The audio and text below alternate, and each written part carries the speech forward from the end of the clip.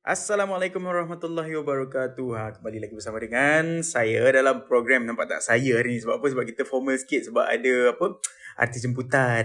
Kita ada tetamu hari ni. Tak adalah formal sangat. Tapi macam proper sikit lah kan. So kembali lagi dalam podcast Bila Afil Bercakap. Jadi malam ni kita nak bercakap pasal apa? Kita nak bercakap dengan siapa? Kita nak cakap mengenai apa? Korang kena teruskan mendengar lah. Jadi malam ni saya tak nak buang masa lagi sebab kita ada tetamu jemputan kita iaitu Kak Adibah Noor.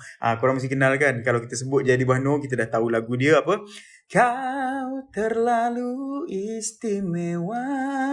Lepas tu lakonan-lakonan dia apa semua kan. So kita tahu dia adalah seorang penyanyi dan juga pelakon dan juga pengacara. Serba boleh Kak Adibah kita ni. Jadi kita nak berkongsi sikit lah dengan Kak Adibah mengenai situasi sekarang. Situasi kita berada dalam PKP, macam mana kehidupan sekarang dan sebagainya. Okay, so kita proceed dengan soalan pertama kita. Okay, Kak Adibah mungkin boleh share sikit tak bila PKP dilanjutkan lagi ni? So banyak benda yang terjejas dari segi kehidupan kita, dari segi pendapatan dan sebagainya. Mungkin apa yang Kak boleh kongsikan sikit? Bila extend lagi, itu bermakna kita tak bolehlah nak buat kerja yang kita selalu buat. Sebagaimana yang mungkin you tahu, saya ni mengacara program, berlakon, menyanyi dan sebagainya. Jadi benda-benda tu memang tak boleh buat. Baru je nak bernafas setelah ada kelonggaran beberapa bulan sebelum ini untuk teruskan syuting, buat program kecil-kecil. Baru je nak bernafas, maksudnya di situ baru je nak dapat income untuk menabung kembali, untuk bayar hutang sebab pinjam-pinjam duit orang kan. Sekali tiba-tiba tutup balik, dan bila extend itu bermakna memang tak dapatlah nak buat lagi dah tak ada lah income tu. Okey Kak, kalau kita bercakap mengenai program-program yang tertangguh ke, tergendala ke, ataupun mungkin ada yang cancel kan. So kalau Kak sendiri banyak tak program-program yang ditunda lagi ke? Tak kisahlah program TV ke, persembahan ke atau apa-apa. Memang banyak. Semuanya tertangguh.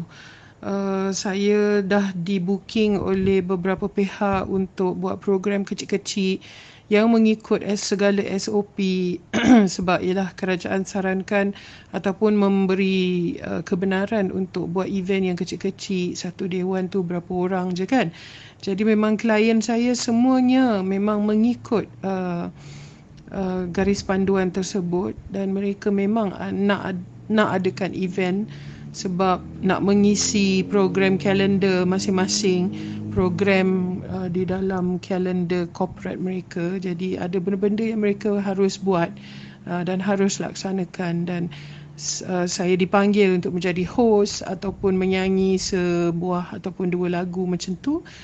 Dan program-program itu banyak terpaksa ditangguhkan ataupun cancel terus. Cancel terus tu mungkin tak, tapi bunyinya tak ada lah. Sebab mereka pun tak tahu bila mereka boleh anjurkan program mereka itu. Jadi kat situ aja dah berapa sumber pendapatan saya tergendala. Untuk program TV pun, syuting drama, syuting filem pun tergendala. Semuanya telah dirancang tetapi disebabkan oleh PKP ni semuanya tak boleh, dan tiada pihak pun memang pandang orang-orang macam saya dalam profession ini, memang disisihkan sama sekali. Okey, alright. Kalau Akak boleh share sikit, apa aktiviti Akak sepanjang PKP 2.0 ni? Saya ada buat jualan sedikit sebanyak, jualan baju-baju plus size yang mana saya cuba nak habiskan stok. Saya tak dapat nak buat stok baru lagi, belum lagi dapat buat sebab kita nak pergi keluar, nak beli kain lah, apalah, semua tak dapat nak pergi kan. Semuanya dihalang disebabkan PKP ni. So tak ada baju baru, kita kena jual baju-baju lama. Itulah yang menjadi dapatlah sedikit sebanyak memberikan saya pendapatan untuk perbelanjaan harian. Okey Kak, kalau kita tengok waktu PKP first tu mungkin ramai yang tak ready lagi dan kita pun tak tahu kan macam mana benda ni dan macam situasi ni macam mana kan. Tapi untuk PKP yang kedua ni mungkin ramai yang dah bersiap sedia dari segi fizikal, dari segi mental. So kalau akak sendiri macam mana? Mentally dan physically lah. Ya, betul. Masa mula-mula kita agak surprise. Tetapi waktu itu kerja sebelum PKP yang pertama tu agak lebat. Jadi saya ada simpanan yang bolehlah juga saya sustain. Tapi PKP yang kedua ni, savings yang lama tu semua dah habis disebabkan oleh PKP yang pertama. Jadi apabila ada kelonggaran untuk kita bekerja di dalam bidang hiburan ni, sama ada di atas pentas maupun di depan lensa kamera ataupun program televisyen dan sebagainya, barulah kita nak cuba savings balik kan. Lepas tu tiba-tiba dah dihentikan sama sekali juga. So savings yang mana sempat tu mungkin dalam sebulan ni bolehlah saya survive. Bila dah extend ni lagilah teruk sebab orang semua pun memang tak boleh nak buat events. Ada beberapa majlis perkahwinan pun terpaksa ditunda. Kesannya bukan terhadap orang macam saya je. Semua orang pun kena. Orang tak boleh menikah, orang tak boleh nak buat majlis pelancaran macam-macam. Banyak lagi kan. Dan apabila orang tak boleh buat event, saya akan hilang punca pendapatan lah. Kalau nak kata mentally prepared tu tak. Sebab kita berjaya membendung kes harian tu kepada satu jumlah yang sangat kecil. Dan tiba-tiba di beberapa bulan kebelakangan ini, nombor itu mendadak naik sampai 4 angka. So tiba-tiba dia jadi macam tu, kita pun tak tahu. Saya rasa rakyat Malaysia secara amnya mengeluh dengan keadaan demikian. Dan semua orang pun agak keliru, adakah kita okey, adakah kita tak okey, dan semua orang memerlukan pekerjaan. Dah tak ada punca pendapatan lain. Orang semua nak kerja, bukan saya seorang je kan. Okey Kak, kalau hari tu saya ada nampak dekat Twitter yang akak cari pekerjaan kan, akak cakap akak cari kerja. Jadi adakah akak cari kerja lain ke ataupun mungkin akak cari job ke macam ni? Cuba akak share sikit. Apa yang saya maksudkan di Twitter itu ialah saya nak buat apa yang saya mahir. Maksudnya di situ untuk shooting berjalan, untuk majlis-majlis pelancaran berjalan, untuk majlis perkahwinan berjalan. Kerana itu adalah sumber pendapatan saya. Untuk program TV boleh dilaksanakan. Itu yang maksud saya. Bukannya saya nak cari kerja lain. Inilah satu-satunya kerja yang saya tahu buat. Saya menyanyi, mengacara, berlakon dan itu sajalah yang saya suka nak buat sekarang ni.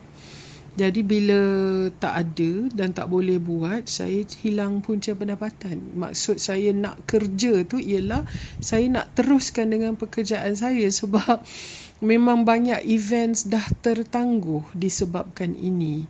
Bukannya saya nak cari kerja lain, tak. Okey, katakanlah PKP ni dilanjutkan lagi sebab kita pun tak tahu sampai bila kan. Dan dengan jumlah kes baru macam sekarang ni apa semua, apa plan akak? Kalaulah ia dilanjutkan lagi. Saya tak ada jawapan tu. Entahlah. Saya pun tak tahu apa nak buat kalau PKP ni diteruskan buat selama-lamanya. Mungkin saya perlu fikirkan sesuatu lah. Dah malas nak fikir sebenarnya sebab saya ni membuat pekerjaan yang saya suka dah bertahun-tahun. Jadi kalau di waktu ini saya nak cari kerja lain, mungkin saya bawa Grab kot. Saya baca juga dekat Twitter ramai yang suggest untuk akak buka channel YouTube sebab sekarang ramai buat YouTube kan. So mungkin akak boleh try ke macam mana? Ke akak tak suka, akak tak minat? Ya, memang ramai yang cadangkan yang sedemikian. Tapi saya rasa orang pun dapat nampak yang saya ni bukannya seorang opportunis di dalam bidang itu. Saya tak reti lah nak buat konten. Semua ada sarankan saya buat kelas bahasa Inggeris lah, apalah. Bila saya baca tu memang macam memang ramai orang mencari pendapatan melalui social media. Tapi bukan saya lah. Saya ni tak ada cukup team untuk buat fikirkan konten. Dan entah macam it's not my thing lah kot. Mungkin orang akan cakap tu lah, orang dah bagi jalan boleh buat duit, tak nak pula, malas pula. Tapi I'm not that person. Saya bukan orang yang buat benda tu. Malah sebenarnya saya dah ada pun YouTube channel. Kalau rajin nak cari Adibano Muhammad Omar, tapi saya tengok engagement kat situ tak juga sebanyak yang orang kata. So mungkin benda tu sesuai dengan orang lain, it works for other people, tapi saya rasa saya akan gagal di situ. Okey Kak, kalau kita bercakap mengenai perspektif ataupun sudut pandang sebagai seorang anggota masyarakat, kan? Bila semua orang terkesan, semua orang susah apa semua. Tapi apa yang menjadi keutamaan Kak? Sebagai anggota masyarakat, saya mengutamakan diri sendiri dulu. Sebab kalau saya sendiri tak lepas, macam mana nak bagi ke orang kan?